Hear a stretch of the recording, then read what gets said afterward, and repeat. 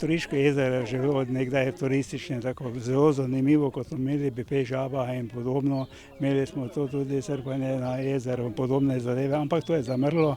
In seveda vsake nove pridobitve si izredno želimo in smo veseli, da je nekaj takšnega.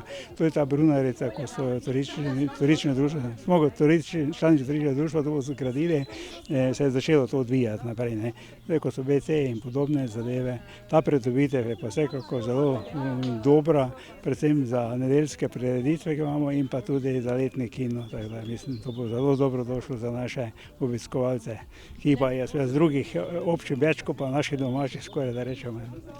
Tako pa nenazadnje sprehajalci, ko bojo šli mimo, lahko malo posedijo, ne? Ja, mislim, to je, ker je to približno 4 kilometre, če greš okrog jezera, 37 hektarov veliko jezero, tako da je kar precej, ne, in sploh letos, ko je malo vroče, vsakemu paše, da se nekje lahko malo usede, malo poklepeta, pa tudi kaj pomalca in gre potem naprej.